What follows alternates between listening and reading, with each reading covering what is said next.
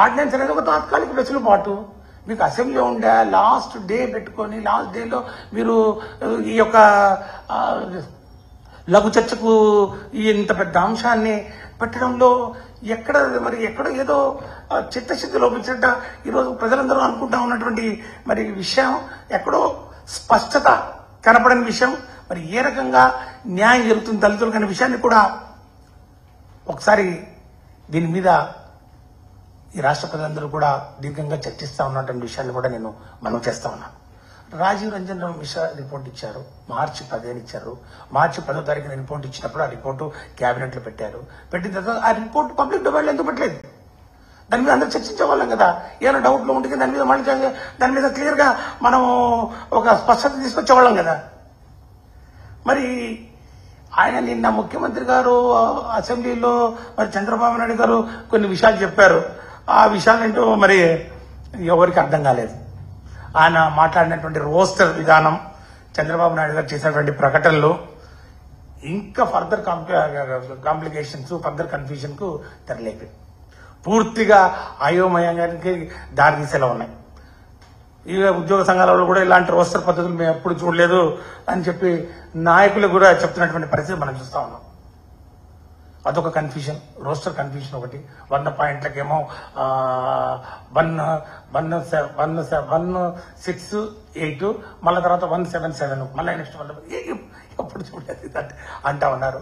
అంతేకాకుండా మళ్ళీ 2026 సెన్సెస్ తర్వాత మళ్ళా అప్పుడు డిస్ట్రిక్ట్ ఒక యూనిట్ గా చేసుకుంటాం, మళ్ళీ ఇప్పుడు స్టేట్ ఒక యూనిట్ గా చూసుకుంటాం. అంటే ఏంటి ఈ లెక్కలంటే? ఈ మార్పులు చేస్తామని చెప్తుంటే అంటే సమస్య మళ్ళా మొదటికి తీసుకొస్తారేమో అనే ఒక ఆందోళన కలుగుతా ఉంది. ఈ జనాభా లెక్కలు క్లియర్ గా లేవు, 2026 సెన్సెస్ మీద పోవాలి, ఇప్పుడు కేవలం స్టేట్ యూనిట్ అంటే ఏంటి?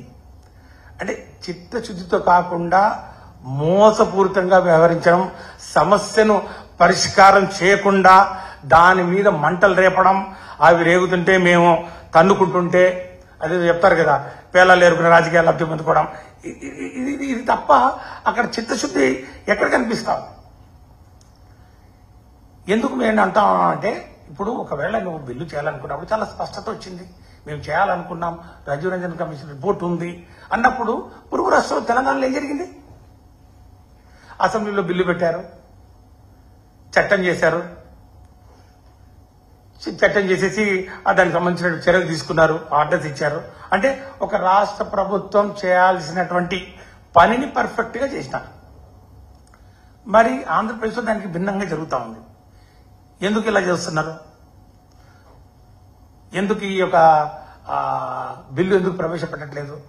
ఎందుకు మరి దీని మీద మరి ఒక క్లారిటీ, ఒక ఫైనాలిటీ ఎందుకు తీసుకురాలేకపోతున్నారు? ఎందుకు ఈ కన్ఫ్యూజన్? ఎందుకు తీర్మానం అన్నారు, తర్వాత లఘు చర్చ అన్నారు, లఘు చర్చ నుంచి మళ్ళీ తర్వాత కౌన్సిల్కి వచ్చాక స్టేట్మెంట్ అన్నారు. దేని మీద?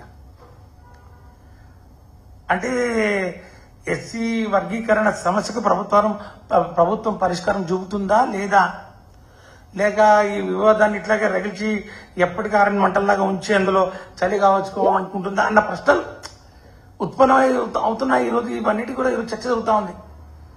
దీని మీద ఖచ్చితంగా స్పష్టత ఇవ్వాల్సినటువంటి అవసరం ఉంది. ఈ వర్గీకరణ సమస్యను మరి ఇట్లాగే ఒక డోలాయమానంలో పెట్టి అణగారిన వర్గాల వారికి రావాల్సినటువంటి ఫలాలు కూడా రాకుండా అడ్డుకుంటున్నటువంటి పరిస్థితి కనపడతా ఉంది. ఇది కేవలం మేము ఏదైతే ముందుగా రాష్ట్ర ప్రజలందరూ కూడా అనుమానపడ్డారో, మోసపూరితంగా దీని ఏదో వాడుకునే కార్యక్రమం చేస్తా ఉన్నారో, అట్లాగే ఆ దిశలోనే ఇది మళ్ళా పోతున్నట్టుగా కనిపిస్తా ఉంది. దీనివల్ల రాష్ట్ర ప్రజలందరూ కూడా ఆందోళన చెందుతా ఉన్నారు. ఇది మేము ఖచ్చితంగా దీని మీద మరి వాళ్ళు దీనికి సమాధానం చెప్పాల్సినటువంటి అవసరం ఉంది. ఎందుకంటే వీళ్ళు ఇప్పటి వరకు 9 నెలల కాలంలో దళితులకు మరి చదువులు ముందుకు సాగనీయలేదు. ఈ కార్యక్రమాలు ఫీ రియంబర్స్మెంట్లు కానివ్వండి, విద్యా దీవెన, జగనన్న వసతి దీవెన ఏం దాని గురించి మాట్లాడలేదు. ఆరోగ్య భద్రత లేకుండా పోయింది. ఏదైనా భూమి సాగు చేసుకోవాలనుకుంటే మరి కౌలు రైతులుగా మరి ఈ ఎలాంటి సహాయం అందించకుండా మరి మాకు తీరని ద్రోహం చేస్తా ఉన్నారు.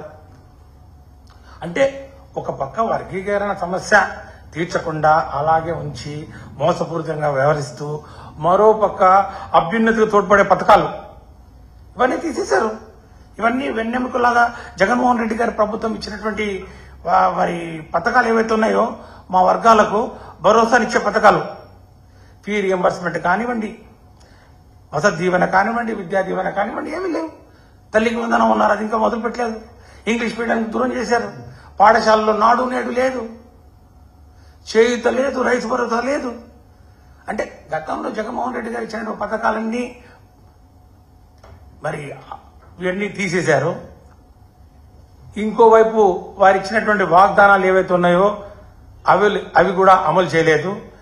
మరి ఇప్పుడేమో ఈ యొక్క వర్గీకరణ నెపంతో ఈ ముఖ్యమంత్రి గారి మొదటి సిగ్నేచర్ ఏదైతే ఉందో టెట్ కానివ్వండి, డిఎస్సి కానివ్వండి, దాన్ని ఊసే లేదు. ఇప్పుడు ఈ వర్గీకరణ ఈ కన్ఫ్యూజన్ లో నెట్టారు. ఈ 2026 మరి సెన్సెస్ మీద మళ్ళా జిల్లా ఒక యూనిట్ చేయాలంటారు. ఇప్పుడేమో స్టేట్ ఒక యూనిట్ అంటారు. స్టేట్ ఒక యూనిట్ అంటే ఎంత నష్టపోతున్నాం అని తెలుసు కదా. ఎందుకంటే కోస్తా ప్రాంతాల్లో ఒక సామాజిక వర్గం అధికంగా ఉన్నటువంటి పరిస్థితి, మాల సామాజిక వర్గం, రాయలసీమ ప్రాంతంలో మాదిగ సామాజిక వర్గం మరి అధికంగా ఉన్నటువంటి పరిస్థితుల్లో స్టేట్ ఒక యూనిట్ తీసుకుంటే నష్టపోయే ప్రమాదం ఉంది. స్టేట్ ఒక యూనిట్ గా తీసుకుంటే మరి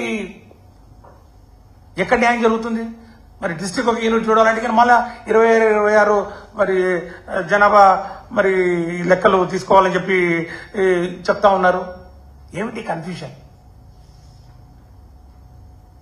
ఇది కేవలం ముందుగా మేము ఏదైతే అనుమానపడి చాలా స్పష్టంగా చెప్పడం జరిగిందో, ఇది మనసా వాచా కర్మేణ అందరికీ న్యాయం జరగాల, మరి దళితుల్లో మరి ఉపకులాలను విడగొట్టకుండా మరి ఎస్సీల్లో ఐక్యత పెంచడానికి, వారిని బలోపేతం చేయడానికి మరి ఏదైతే జగన్మోహన్ రెడ్డి గారి ప్రభుత్వం కృషి చేసిందో ఆ దిశలో సుప్రీంకోర్టు జడ్జిమెంట్ ముందుకు తీసుకుపోవాలని చెప్పి మేము స్పష్టంగా చెప్పడం జరిగిందో, ఈ రోజు కూడా దాని మీద మేము కట్టుబడి ఉన్నాం.